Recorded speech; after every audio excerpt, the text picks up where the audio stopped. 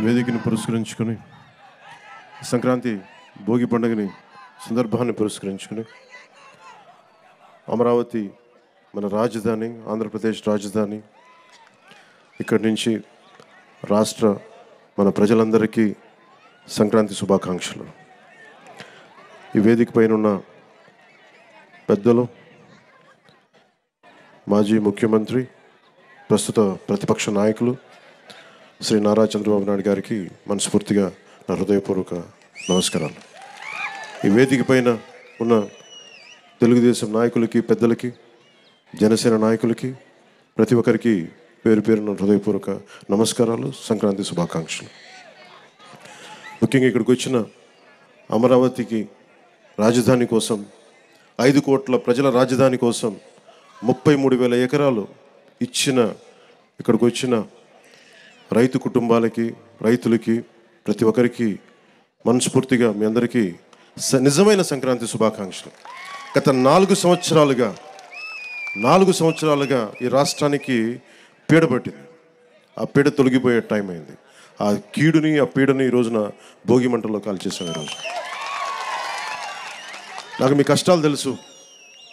ఆ రోజున మన పార్టీ ఆఫీసుకు కూడా మీరు వచ్చి మీ మీద దాడి జరిగి చాలా అనుచితంగా, దారుణంగా మిమ్మల్ని లాఠీలతో కొట్టి రైతాంగాన్ని చాలా చాలా బాధ గురి చేసి నాకు కలిచివేస్తుంది. ఈ రోజున తెలుగుదేశం కానీ జనసేన 2 కలిసి ఉన్నాయంటే మీ అందరి ఆవేదన, ఏడుపు ఆ రోజు నన్ను కలిచేసింది. మీ ఆకాంక్షల కోసం ఇందాక మాట్లాడుతూ ఉండగా, తల్లి ఎకరం ఇచ్చానన్నా, నేను ఉన్న ఎకరం కూడా పోగొట్టుకొని ఆడబిడ్డలను పెంచుకుంటా ఉన్నానంటే ఆ ఆడబిడ్డకి, ఆ అక్కకి, ఆ చెల్లికి నేను మాటిస్తున్నాను, అమ్మ మేము ఉన్నాం, మీరు ఇచ్చిన ఈ త్యాగం మేము మర్చిపోము.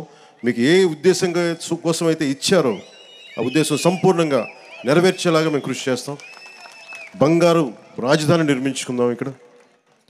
అలాగే మనం ప్రతిసారి, నేను ఒక్కడే కోరుకున్నాను, ప్రతిసారి అదే సభాముఖంగా కూడా ఈ రోజున అదే మాట చెప్తా ఉన్నాను. ప్రతిసారి మీరు జై అమరావతి అన్నప్పుడల్లా ఒకటి గుర్తుపెట్టుకొని, మీరు ఆంధ్ర కోసం, మీరు 5 కోట్ల మంది ప్రజల కోసం మీరు ఈ రోజున రాజధాని ఇచ్చారు. జై అమరావతితో పాటు జై ఆంధ్ర నినాదాన్ని కూడా మీరు తీసుకెళ్లాల్సింది. ఎందుకంటే మీరు అన్నప్పుడల్లా మీరు ప్రజలకు తెలుస్తూ ఉంటుంది మీరు చేసిన త్యాగాలు. కేవలం జై అమరావతి అంటే ప్రజలకి, 5 కోట్ల మంది ప్రజలకి అర్థం కావట్లా. కేవలం అది అమరావతి సమస్య అనుకున్నారు. ఇది అమరావతి సమస్య కాదు, 5 కోట్ల మంది ప్రజల సమస్య. ఈ రోజున మీకు వచ్చిన కష్టం రేపు పొద్దున్న శ్రీకాకుళం, ఇచ్చాపురంలో వస్తుంది. అటుపోతే మనకి ఇంక్లూడింగ్ కడపలోని పులివెందులో కూడా వస్తుంది. అందుకని ఇది రైతు అని యువజన శ్రామిక రైతు కాంగ్రెస్ అని పెట్టుకున్నారు, కానీ రైతుకి ఏమాత్రం న్యాయం చేయని ఈ వైఎస్ఆర్సీపీ పార్టీ ముందుగా మీకు ద్రోహం చేశారు. భవన నిర్మాణ కార్మికులకి ద్రోహం చేశారు. ఉద్యోగులకి సరైన డిఎస్సి రిక్రూట్మెంట్ ఇవ్వకుండా మనకి డిఎస్సి రిక్రూట్మెంట్ ఇవ్వలేదు. కానిస్టేబుల్స్కి కనీసం సరైన ఉద్యోగ అవకాశాలు లేవు. ఏ విధంగా చూసినా ఉపాధి అవకాశాలు లేవు. వీటన్నిటినీ కలిచివేసింది. ముఖ్యంగా మీరు గుర్తుపెట్టుకోవాల్సింది, ఆ రోజున మీకు కౌలు రావట్లేదు అంటే ఆ రోజున జనసేన మీకోసం ముందుకొచ్చి మీకు కౌలు పడేలా మీకు మీ తరపున మేము పోరాటం చేశాం. మీకోసం ఆ రోజున కంచెలన్నీ వేస్తే, ఆ రోజున ఆడపడుచులు ఏడ్చి వేదనతోటి ఆ రోజు వస్తే, ముళ్ళ కంచెలు వేస్తే మేము మీకోసం దాటి ముందుకు వచ్చాం. ఈరోజు కూడా అదే, ఏదైతే తెలుగుదేశం జనసేన కలవకూడదు, విడిపోయే పోటీ చేయాలి, విడిపోయే పోటీ చేస్తే ఇంకొకసారి వైఎస్ఆర్సీపీ వస్తే, ఇంకొకసారి కనుక వైఎస్ఆర్సీపీ పార్టీ ఆంధ్రప్రదేశ్కి వస్తే ఇంకా మనం మర్చిపోవచ్చు దీని భవిష్యత్తు. చీకటి భవిష్యత్తు ఇది. ఆ చీకటి భవిష్యత్తు ఉండకూడదు, వెలుగు నింపాలి. అందుకని ఈ భోగి రోజున మనం జనసేన, తెలుగుదేశంతో కలిసి ఒక సుస్థిరమైన ప్రభుత్వం స్థాపించాలి, మీకు బంగారు భవిష్యత్తు ఇవ్వాలని మనస్ఫూర్తిగా నేను మీ అందరికీ తెలియజేసుకుంటా ఉన్నాను. అలాగే జనసేన రైతులకి అండగా నిలబడే పార్టీ. ముఖ్యంగా కౌలు రైతులకి మేము స్వయంగా పార్టీ తరపు నుంచి ఇంతమందికి మేము స్వయాన ₹1,00,000 చొప్పున అందరికీ అందజేశాం. అందుకని మీకు ఎప్పుడు కూడా భూమి కోల్పోయిన రైతుకి, కౌలు రైతులకి, రాష్ట్ర ప్రజలకి, యువతకి, మహిళలకి, అందరికీ కూడా పేరు పేరున ప్రతి ఒక్కరికి కూడా నా శుభాకాంక్షలు తెలియజేసుకుంటూ, భవిష్యత్తులో ఈ రోజున మాట్లాడబోయేది చాలా ముందు ఉంది. అందుకని ప్రత్యేకంగా మీ అందరికీ శుభాకాంక్షలు తెలియజేసుకుంటూ, అలాగే అమరావతి వేదిక నుంచి కూడా మన తెలంగాణ ప్రజలందరికీ కూడా నేను సంక్రాంతి శుభాకాంక్షలు తెలియజేసుకుంటా ఉన్నా.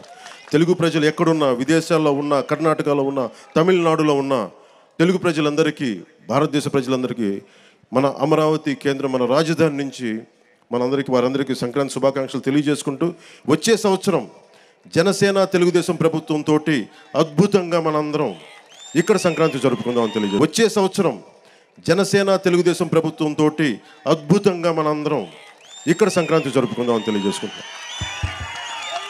అందరికీ మనస్ఫూర్తి అభినందనలు తెలియజేసుకుంటూ ప్రతి ఒక్కరికి పేరు పేరున ధన్యవాదాలు తెలుపుకుంటూ, ఈ సంక్రాంతి మీకు ఇది క్రాంతి, మార్పుతో కూడిన, విప్లవంతో కూడిన సంక్రాంతి. ఇది మీ అందరికీ వెలుగులు నింపాలని, కాంతితో పాటు క్రాంతి కూడా రావాలని మనస్ఫూర్తిగా కోరుకుంటూ సెలవు తీసుకున్నాను.